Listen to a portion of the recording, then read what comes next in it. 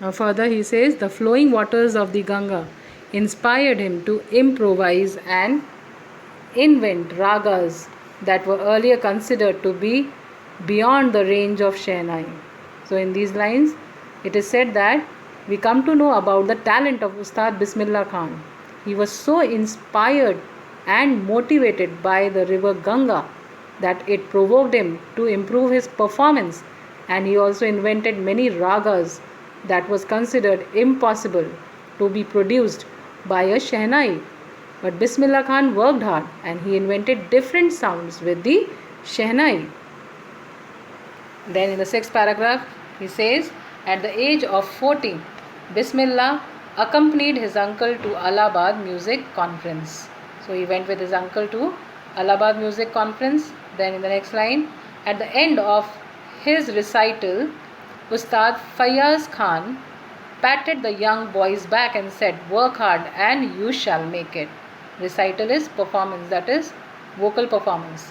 So in these lines, the narrator says that Ustad Fayaz Khan, who was a renowned classical vocalist, was impressed by his performance and said that if he would work hard like that, he would make a name in the field of music.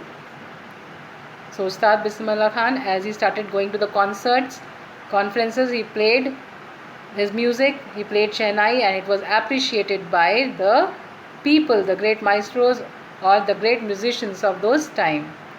Then further, it is said that with the opening of the All India Radio in Lucknow in 1938 came Bismillah's big break. He soon became an often heard Shehnai player on radio. So, what is said, the narrator says that when All India Radio was started at the radio station in Lucknow, then Ustad Bismillah Khan, he started performing from there. I still remember that when I was small, my father used to open the radio, or All India Radio, and then the very beginning, the introduction was from, or the beginning of that All India Radio was with the sound of that Shehnai, the music of that Shehnai, which was very soothing to the ears in those days also. So often his Shehnai performance would be on air. So soon he started performing on air, that is on radio. His playing Shehnai came on the radio now. He played Shehnai in All India Radio. Then further, the writer says, when India gained independence on 15th August 1947, Bismillah Khan became the first Indian to greet the nation with his Shehnai. As I told you in the beginning, that Ustad Bismillah Khan was the first Indian to greet the entire nation through his Shehnai. That when India got independence, he played Shehnai at Red Fort.